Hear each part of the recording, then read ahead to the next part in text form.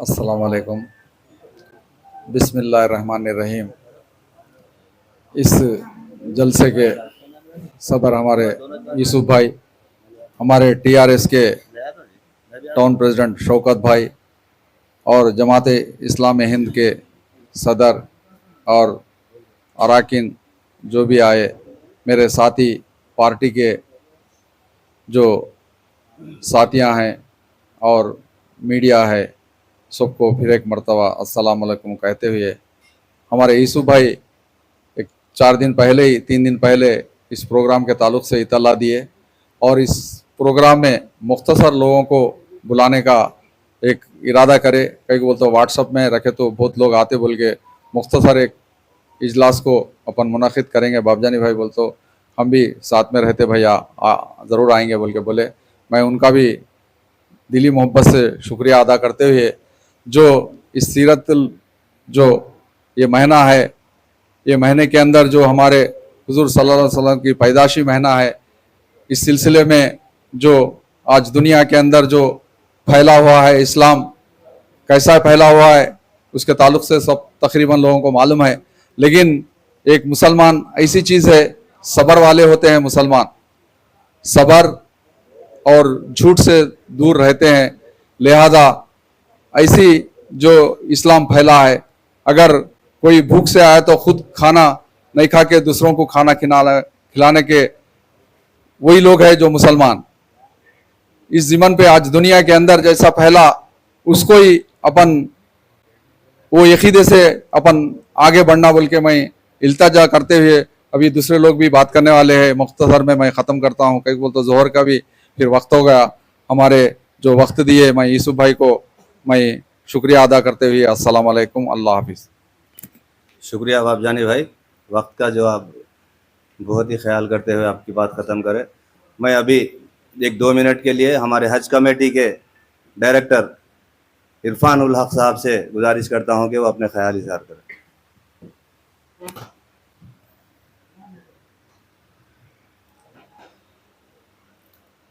यहाँ पर बैठे हुए तमाम जमात इस्लाम हिंद और ये जो प्रोग्राम में जो कन्वीनर है यूसुफ साहब और मीर शौकत साहब और तमाम पार्टी के लीडर मेरे भाइयों, अस्सलाम वालेकुम व रहमतुल्लाहि व बरकातुहू।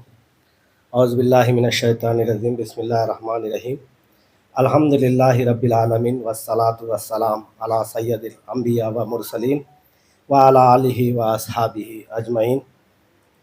मोहतरम सामईन इकराम, आज हम जिस अज़ीमुस शख्सियत की सीरत पर गुफ्तगू करने के लिए जमा हुए हैं, वो हस्ती तमाम जहानों के लिए रहमत बनकर भेजी गई, जिनका नाम मोहम्मद मुस्तफ़ा सल्लल्लाहु अलैहि वसल्लम है। अल्लाह ताला ने कुरान मजीद में इरशाद फरमाया, वमा अरसलनाका इला रहमतल लिल आलमीन, यानी हमने आपको नहीं भेजा मगर तमाम जहानों के लिए रहमत बनाकर। रसूल अकरम सल्लल्लाहु अलैहि वसल्लम की ज़िंदगी हमारे लिए हर मैदान में कामिल नमूना है, चाहे अक़ीदा हो या इबादत हो या अखलाक हो या मालूमात हो या सियासत हो। आप सल्लल्लाहु अलैहि वसल्लम ने अपनी अमली ज़िंदगी से हमें कामिल रहनुमाई अता फरमाई है। आप सल्लल्लाहु अलैहि वसल्लम ने जहालत के अंधेरों में डूबी हुई इंसानियत को तौहीद का पैगाम दिया, जुल्म और जबर के बजाय अदल और इंसाफ क़याम फरमाया, नफ़रतों के बजाय मोहब्बत और क़ुव्वत का दर्स दिया। आपने इंसान को इंसान से जोड़ दिया, अमीर को गरीब का खैर ख्वाह बनाया और औरत को इज्जत व मकाम अता फरमाया। मोहतरम हज़रात, सीरतुन नबी सल्लल्लाहु अलैहि वसल्लम का सबसे बड़ा सबक यह है कि हम अपनी ज़िंदगी के हर शोबे में आप सल्लल्लाहु अलैहि वसल्लम का नमूना बनाएं। घरेलू ज़िंदगी में आप सल्लल्लाहु अलैहि वसल्लम का अखलाक अपनाइए, कारोबार में ईमानदारी और अमानत को शेर बनाइए और माशरे में अफ़्वदार गुज़र और इसर का रवैया एख्तियार करवाइए। अगर हमने वाकई रसूलुल्लाह सल्लल्लाहु अलैहि वसल्लम के सीरत को अपने ज़िंदगी में नाफिज कर लिया तो हमारी दुनिया भी संवर जाएगी और आखिरत भी कामयाबी होगी। आखिर में हमें सबको ये अहद करना चाहिए कि हम नबी करीम सल्लल्लाहु अलैहि वसल्लम की सीरत को सिर्फ सुनने और बयान करने तक महदूद ना रखें, बल्कि अपनी अमली ज़िंदगी में भी इस पर अमल कर लें। यही हमारी नजात का रास्ता है। मैं ये जो प्रोग्राम मुनक्किद कर रहे हैं, ये बहुत ही खुशी की बात है। जो एक्सपो भी यहाँ पर बहुत ही बड़े पैमाने पे हो रहा है, तो मैं जमात इस्लामी हिंद का शुक्रगुजार भी हूँ और इनके हक में दुआ भी कर रहा हूँ कि ये कामयाब करे ऐसे जलसों को, और इसमें हम भरपूर भी इनसे साथ जुड़े रहना चाहिए। मैं अल्लाह ताला से हमें अमल की तौफीक अता फरमाए। व आखिर दावना अल्हम्दुलिल्लाहि रब्बिल आलमीन। जो मुझे मौका दिए हैं, मैं इनका शुक्रिया अदा करता हूँ। शुक्रिया भैया, जो मुख्तसर टाइम के अंदर आपकी बात ख़त्म करे। मैं अभी हमारे BRS के सीनियर लीडर नईम साहब से गुजारिश करता हूं कि वो 2 मिनट अपनी ख्याल इजहार करें। इस प्रोग्राम के सदर यूसुफ भाई को और यहाँ पर मौजूद मेरे भाइयों को सबको मेरा सलाम। मेरे भाइयों, आज देख रहे हैं हम लोग हिंदुस्तान में किस तरह नफ़रत का माहौल पैदा हो रहा, नफ़रत का माहौल पैदा हो रहा है। इसकी वजह यही है कि जो सो इंसान यहाँ पर गरीब होते जा रहा और अमीर होते जा रहा। इस बैलेंसिंग में एक दूसरे से नफ़रत बहुत बढ़िया रही इंसानों में। मज़हब बाद में रखो, लेकिन ये इंसानों में बढ़िया रही। उसको कम करना बोले तो हम लोग जैसे पहले इंसानियत पे जो प्रोग्राम है उसको बढ़ावा देना चाहिए। मैं इस हाल में इस दौरान में एक मूवी देखा है, स्पाइडर बोल के है, महेश बाबू की फिल्म, आप लोग भी देखे होंगे। उसमें एक विलन रहता, क्या करते रहता वो, उसको खुशी मिलते रहती जहाँ जहाँ बहुत जो लोग आ रहते, मतलब थिएटर के पास लगा लो या बस स्टैंड के पास या हॉस्पिटल में बम्मा लगा के ये जो इंसान मरते बहुत खुश होता रहता हूँ। एक माहौल बनाता रहता, भयानक माहौल, और मुझसे डरना बोल के एक चाहत पैदा होती रहती है उसको। तो उसमें हीरो महेश बाबू क्या करता है, उसको पकड़ के डॉक्टर के पास ले आके टेस्ट कराए तो उसमें डॉक्टर एक साइंटिस्ट क्या बोलता है, तो हर इंसान में 0. जहर रहता, कहते एक दूसरे 0.5 जहर रहता, हर इंसान में रहता हो, कॉमन बात है वो। लेकिन थोड़े इंसानों में बढ़ते जा रहा हो। क्यों बढ़ते जा रहा बोले तो मोहब्बत को कम कर दे रहे हैं लोग आते आते। पहले का माहौल क्या था, गरीबी एक लेवल पे थी या अमीरी, तो ये बैलेंसिंग आउट होने से क्या हो रहा बोले तो इंसानों में जहर बढ़ते जा रहा। उसमें 8-9 है, उसका जो परसेंटेज है 8-9 है, तो मारते जा रहा। तो लिहाजा हम लोग क्या करना, ये जहर को मारना बोले तो मोहब्बत, गैर मुस्लिम हो या हिंदू हो या कोई भी हो, मोहब्बत से हम वो जो है सो वो लोग को आगे हम पेश आए तो वो खुद खत्म हो जाता। और इस मौका बात करने का मौका दिए, शुक्रिया। शुक्रिया नईम भाई। अभी जमात इस्लामी हिंद के सदर हमारे शोएब खान साहब और उसके बाद हमारे खैरुद्दीन साहब तेलुगु में तकरीर करेंगे। जमात इस्लामी हिंद करीमनगर में जो काम कर रही है, मैं उनको सर झुका के सलाम करता हूँ। अल्हम्दुलिल्लाह, अल्लाह करे आप लोगों की उम्र दराज करे और इस ऐसे प्रोग्राम और 1000 आप लोग करें। हम आप लोगों के साथ है इंशाल्लाह। मुझसे जब भी जो भी आप लोग आपकी जमात के ताल्लुक से कुछ भी अगर काम पड़ा तो इंशाल्लाह मुझे आप लोग बुला सकते हैं। मैं वो अपने मज़हब के हिसाब से, अपने रहन सहन के हिसाब से, अपने चलने फिरने के हिसाब से, वो अपने माहौल में जिस तरह का चलते हैं वो उस तरह से वो माहौल में ढलते जाते हैं। जैसा कि मैं हूँ, मेरे बाप दादा, मेरे मालदा, मेरे नाना, मेरे खानदान, हमारा जो है तो फातिहा दुरूद का है। अब मैं मेरे वालदा के साथ, मेरे वालिद के साथ की ज़िंदगी में मैं अमल में आते जा रहा हूँ। जमात इस्लाम में रहेंगे तो जमात इस्लाम के तरीक़े चलते जाएंगे।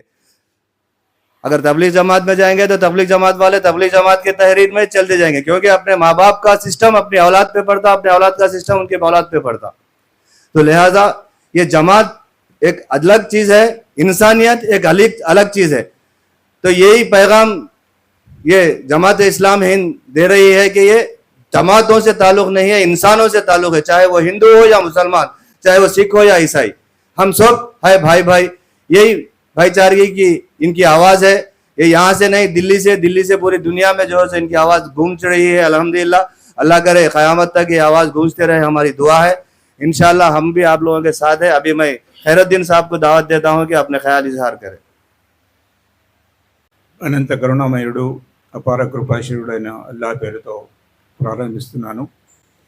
వేదికను అలంకరించినటువంటి పెద్దలు, ఈ సభ అధ్యక్షులు షేక్ యూసుఫ్ సాబ్ గారు, ఆ తర్వాత మైనారిటీ లీడర్ మీర్ షౌకత్ అలీ గారు, ఆ తర్వాత ఇర్ఫానుల్ హక్ సాహబ్ హజ్ కమిటీ డైరెక్టర్ బాబుజాని గారు, ఆ తర్వాత బీఆర్ఎస్ సీనియర్ లీడర్ నయీం గారు, మరి ఈ సభకు వచ్చేసినటువంటి అందరూ సోదరులకు అస్సలాము అలైకుం రహమతుల్లాహి వబరకాతుహు. అల్లా మన అందరిపై శుభాలు మేలు కలుగజేయుగాక. ఈరోజు ఈ సమావేశము మహాప్రవక్త ముహమ్మద్ సల్లల్లాహు అలైహి వసల్లం వారి జన్మదిన మాసాన్ని పురస్కరించుకొని ఏర్పాటు చేయడం జరిగింది. ఎందుకంటే మహాప్రవక్త ముహమ్మద్ సల్లల్లాహు అలైహి వసల్లం కేవలము ముస్లింల ప్రవక్త కాదు, అందరి ప్రవక్త. కాబట్టి ఈ అంశంపై ఒక పుస్తకం ప్రచురించాము, ప్రవక్త ముహమ్మద్ సల్లల్లాహు అలైహి వసల్లం అందరి కోసమని. ఎందుకంటే మానవులంతా ఒక్కటే. ఎవరైనా సరే ప్రపంచంలో ఎక్కడ చూసినా ప్రకృతి ఒకే విధంగా ఉంది. చెట్లు, చేమలు, మనుషులు. మరి దేవుళ్ళు ఒకటి కంటే ఎక్కువగా ఉంటే వారి సూర్యుడు, చంద్రుడు, నక్షత్రాలు వేరువేరుగా ఉండాలి, మనుషుల ఆకారాలు వేరువేరుగా ఉండాలి. అలా ఎక్కడ లేదు కదా. ప్రకృతి అంతా ఒకే విధంగా ఉంది. కాబట్టి ఈ యావత్తు సృష్టికర్త అల్లాహ్ ఒక్కడే. అందుకొరకే మానవులంతా ఒకే విధంగా ఉన్నారు. మరి ఈ మానవులు స్వయంగా రాలేదు కదా. మీరు పుట్టాలని పుట్టారా? కరీంనగర్లో బట్టబట్టుకొని బతకాలని వచ్చారా? లేదా ఆడవాళ్ళు ఆడదానిగా పుట్టాలని వచ్చారా? పుట్టుకలో ఎవరికి ఏమాత్రం ఛాన్స్ లేదు. కాబట్టి పుట్టుక దృష్ట్యా ఎవడు చిన్న పెద్ద ఎంత మాత్రం కాదు. ఇన్న అక్రమకుం ఇందల్లాహి అత్ఖాకుం అని చెప్పబడింది. మీలో గొప్పవారు ఎవరయ్యా అంటే దైవ భీతి కలిగి, దైవానికి భయపడి, అన్యాయాలకు అక్రమాలకు దూరంగా ఉండి, దైవ భక్తితో, దైవ భయంతో ఎవరైతే నడుస్తారో, జీవిస్తారో వారే దైవం దృష్టిలో, అల్లా దృష్టిలో గొప్పవాడు. డబ్బు ఉన్నవాడు, దశకం ఉన్నవాడు, హోదా ఉన్నవాడు గొప్పవాడు ఈ ప్రపంచంలో చలామణి కావచ్చు, కానీ అల్లా దగ్గర ఎంత మాత్రం కాదు. కాబట్టి మీ డబ్బు, దశకము, మీ రూపురేఖలు ఏవి చూడరు. మీరు చేసినటువంటి కర్మ ఫలితాలే చూడబడతాయి. దాని అనుగుణంగానే స్వర్గము, నరకము, జన్నత్, దోజఖ్ ఉంటుంది. మిత్రులారా, ఈ యావత్తు మానవాళిని పుట్టించి దైవము అల్లా ఇలాగే వదిలిపెట్టలేదు. మీరు ఇష్టానుసారము జీవితం గడపండి. మంచి చెడు ఏది, న్యాయము అన్యాయము, సత్యము అసత్యము, ధర్మము అధర్మము, నీతి నిజాయితీ తెలపడానికి దైవ ప్రవక్తలను పంపించాడు. దైవ గ్రంథాలను అవతరింపజేశాడు. ఎన్నో దైవ గ్రంథాలు వచ్చాయి. చివరగా వచ్చినటువంటి దైవ గ్రంథము ఖురాన్. ఇది మహాప్రవక్త ముహమ్మద్ సల్లల్లాహు అలైహి వసల్లంపై అవతరించబడింది. ఎందుకంటే మానవులు పుట్టించి ఇలాగే వదిలిపెట్టలేదు, మీరు ఇష్టానుసారం జీవించండి అని. వారికి గైడెన్స్ కొరకు, వారిని సన్మార్గంలో పెట్టడానికి ప్రవక్తలను పంపించాడు. వారికి దైవ గ్రంథాల ద్వారా వారు ప్రజలను వారి సంస్కరించారు. కాబట్టి మహాప్రవక్త సల్లల్లాహు అలైహి వసల్లం వారు మానవులను సంస్కరించడానికి, మంచి మార్గము, సన్మార్గము చూపించడానికి వచ్చారు. ఎవరైనా సరే ఖురాన్లో ఒకటి ఉంది, ఏంటి, లకుం దీనుకుం వలియ దీన్. మీ ఏదైతే మతాన్ని మీరు పాటిస్తున్నారో మీరు పాటించండి. అది మీ యొక్క సెల్ఫ్ కాన్షియస్ మీద ఆధారపడి ఉంటుంది. బలవంతంగా ఇస్లాం ధర్మంలో ఎవరికైనా పిలిస్తే అది హత్య కంటే చాలా ఘోరమైనటువంటి పాపం. ఎందుకంటే దీని విషయం గురించి చెప్పవలసిందే, కానీ ఎవరికైనా బలవంతం చేయడానికి వీలు లేదు అని మహాప్రవక్త సల్లల్లాహు అలైహి వసల్లం చెప్పారు. ఇప్పుడు మనమంతా ఒకటే, హిందువులైనా, ముస్లింలైనా, సిక్కులైనా. ఒక వ్యక్తి యాక్సిడెంట్ అయింది. అతనికి రక్త ప్రసారం జరిగింది, అతనికి బ్లడ్ అవసరం ఉంది. అప్పుడు హాస్పిటల్కి వెళ్తే అతను అతనికి హిందూ రక్తం కావాలి, ముస్లిం రక్తం కావాలి, సిక్కు రక్తం కావాలి అని అడుగుతారా? వాళ్ళు ఏం చూస్తారు? బ్లడ్ గ్రూప్ చూస్తారు. ఆ బ్లడ్ గ్రూప్ హిందువుదైనా, ముస్లింలైనా, సిక్కులైనా, ఎవరిదైనా సరే ఒకరి రక్తం ఇంకోరికి పనికి వస్తుంది. ఎందుకంటే మనమంతా మానవులం. మనకందరికీ సృష్టికర్త ఒక్కడే కాబట్టి మన అందరిలో ఉన్నటువంటి ఒక పటిష్టమైనటువంటి బంధము, రిలేషన్, అది బ్లడ్ రిలేషన్, అది రక్త సంబంధము. ఒకరి రక్తం ఇంకోరికి పనికి వస్తుంది. కాబట్టి మానవులంతా సమానమే. ఆడవాళ్ళైనా మగవాళ్ళైనా ఎవరైనా సరే దైవం దృష్టిలో అందరూ సమానమే. అందరూ కోరుకొని ఎవరు రాలేదు. మరి కోరుకొని ఎవరు రాలేదు, దాంట్లో మనకేం ఛాన్స్ లేదు. మన మరణంలో కూడా మనకు ఛాన్స్ లేదు. మనం ఏ విధంగా చేస్తామో మనకు తెలియదు. అంటే వ్యాధిగ్రస్తులై హాస్పిటల్లో చేస్తామా, లేదా యాక్సిడెంట్లో చేస్తామా, నీటిలో మునిగి చేస్తామా, లేదా మంటల్లో కాలి చేస్తామా, ఖడ్గమృగాలు చీల్చి చెండాడుతాయా, ఇది కూడా మనకు తెలియదు. కాబట్టి ఈ జీవితం అనేటటువంటిది క్షణభంగురము, బుద్భుతప్రాయము. మీరు చనిపోయిన తర్వాత మీరు చేసినటువంటి కర్మ ఫలితాలే మీ వెంబడొస్తాయి. మీ బంధువులు, మీ భార్య పిల్లలు, మనిషికి ముగ్గురు స్నేహితులు ఉంటారు. ఒకటి డబ్బు, రెండవది భార్య పిల్లలు, బంధువులు, ఫ్రెండ్స్, ఆ తర్వాత అతని కర్మలు. ఈ డబ్బు మాత్రం నీ చావు తర్వాత, నీ మరణం తర్వాత నీ చెక్ పవర్ అంతా పోతుంది, నీ బ్యాంక్ బ్యాలెన్స్ పోతుంది, నీ డబ్బు దశకము, నీ బిల్డింగ్ ఆస్తి అంతా అది వేరే వాళ్ళదైపోతుంది, నీది ఉండదు. అప్పుడే ఇమీడియట్గా ఇక భార్య పిల్లలు ఫ్రెండ్స్ వారు శ్మశాన వాటికి ఖబరస్థాన్ వరకు వస్తారు. ఆ తర్వాత వాడు వెళ్ళిపోతాడు. ఇక మిగిలింది ఎవరు? నీవు, నీ కర్మ ఫలితాలు. అప్పుడు దైవం నీకు అడుగుతాడు, ఎలా సంపాదించావు, ఎలా ఖర్చు పెట్టావు అనేటటువంటి విషయం మనకు ప్రతి దాని గురించి తెలపబడుతుంది. నీ జీవితాన్ని ఎట్లా గడిపావు అనేటటువంటి, నీ యవ్వనాన్ని ఎలా గడిపావు, ఇవన్నీ ప్రశ్నలు అడగబడతాయి. కాబట్టి దైవానికి భయపడుతూ మనం జీవించాలి. ఎప్పుడు చేస్తామో మనకు తెలియదు. కాబట్టి ఆ ప్రళయం రోజు మనందరికీ జవాబుదారి పలకవలసి ఉంటుంది. కాబట్టి ఈ ముహమ్మద్ సల్లల్లాహు అలైహి వసల్లం బోధనలు యావత్తు మానవాళికి వర్తింపజేస్తాయి. ఇది కేవలం ముస్లింలకే మాత్రం కాదు. ఎందుకంటే దైవం ప్రసాదించినటువంటి ఏదైనా వస్తువు, సూర్యుడు, చంద్రుడు, గాలి, నీరు, ఇదంతా దైవం ప్రసాదించాడు కాబట్టి అది అందరికీ వర్తిస్తుంది. ఈ విధంగా దైవ గ్రంథాలు, దైవ ప్రవక్తలు అందరికీ వర్తిస్తాయి. దైవం మన అందరికీ కావలసినటువంటిది అన్నీ ప్రసాదించాడు. ఇప్పుడు నేను నోటితో నాలుకతో మాట్లాడుతున్నాను. ఈ నాలుకకు మాట్లాడే శక్తి ఎవరు ప్రసాదించారు? ఇది కేవలం మాంసం ముద్ద కదా. మరి ఎన్నో మాంసం ముద్దలు ఉన్నాయి మన శరీరంలో, అన్నీ మాట్లాడతాయా?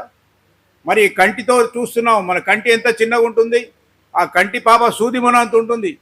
దాని ద్వారా మనం గుట్టలు, బిల్డింగులు, పెద్ద పెద్ద సముద్రాలన్నీ చూస్తున్నాం. మన కన్నెంత, ఇవన్నీ ఎలా చూస్తున్నాం? ఎవరు ప్రసాదించారు? అలాగే చెవులతో వింటున్నాము, ఇవన్నీ ఎవరిచ్చారు మీకు? దైవానికి పుట్టేటప్పుడు దరఖాస్తు రాసుకున్నారా, నాకు ఇది కావాలి, అది కావాలి అని. నీకు అవసరం ఉంది కాబట్టి, నీ మనుగడకు అవసరం ఉంది కాబట్టి ఇవన్నీ ఇచ్చాడు.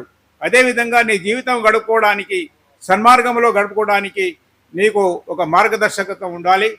అది దైవము, దైవ ప్రవక్తల ద్వారా మనకు అందింపజేశాడు. ఒక తండ్రి తన కొడుకులకు, తన సంతానానికి చదువు, బుద్ధ్యా, సంస్కారం ఇవ్వకుండా ఆవారగర్ది చేస్తూ వాళ్ళ పిల్లలు తిరుగుతుంటే లోకులు ఏమంటారు? కన్నడము వదిలిపెట్టడేమైనా వీళ్ళ పని, చదువు, సంధ్యా, సంస్కారం, మాట మర్యాద నేర్పించడం వారి పద్ధతి కాదా అంటారు. మరి దైవం మనందరినీ పుట్టించినటువంటి వాడు ఇదే విధంగా వదిలిపెడతారా?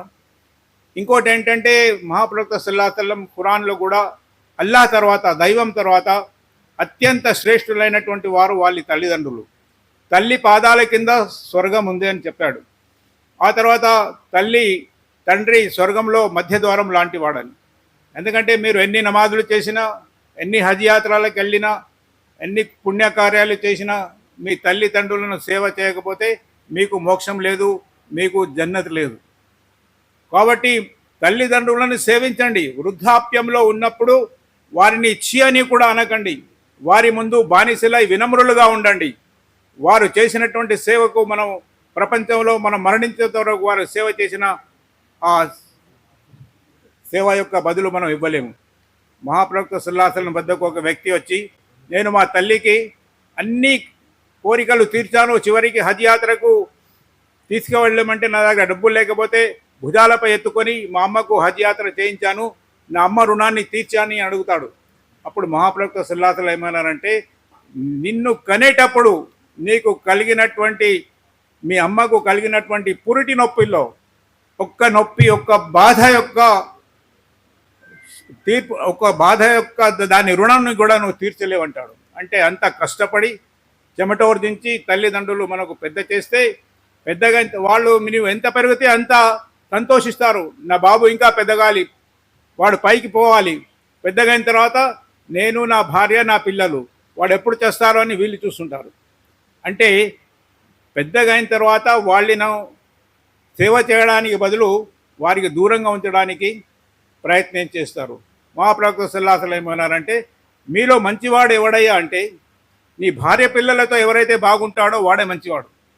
ఈరోజు బయట ప్రపంచంలో మంచివానిగా చలామణి అవుతాము, కానీ ఇంట్లో భార్య పిల్లలతో వారికి అంటే అసభ్యంగా మాట్లాడతాము, వారిని కష్టపెడతాము, దుఃఖిస్తాము.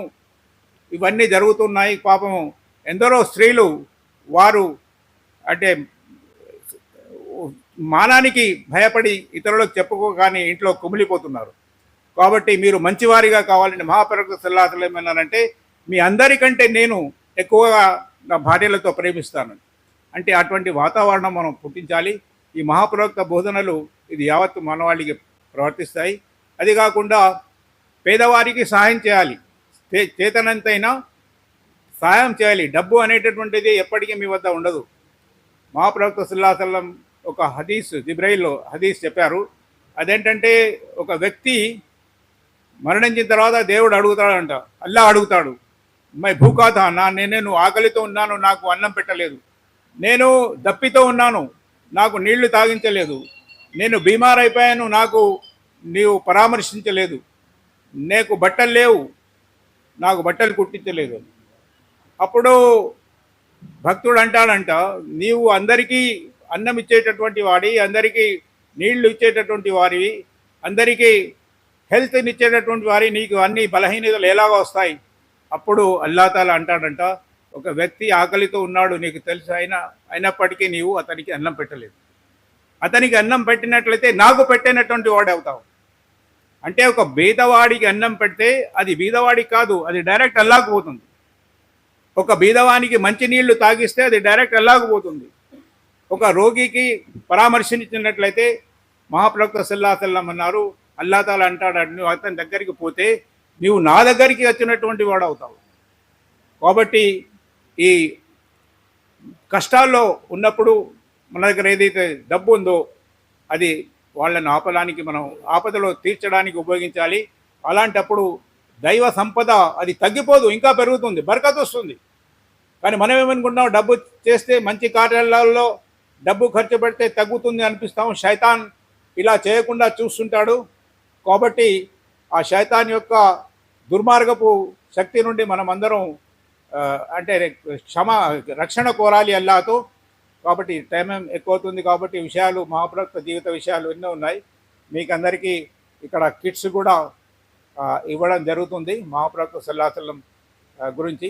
ఇంకోటి అంటే, ఇతని ప్రవచనాలు, ఇతని బోధనలు యావత్తు మానవాళికి అవతరింపజేస్తాయి. కాబట్టి మనందరి కర్తవ్యం ఏమిటంటే, మనం తగినంత మన ముస్లిమేతర సోదరులకు మహాప్రవక్త సల్లల్లాహు అలైహి వసల్లం జీవితం గురించి అవగాహన పరిచడానికి మనమందరం కృషి చేయాలి. ఈ సమయం ఇచ్చినందుకు మన యూసుఫ్ భాయ్ గారికి ధన్యవాదాలు తెలుపుతూ సెలవు తీసుకుంటాను.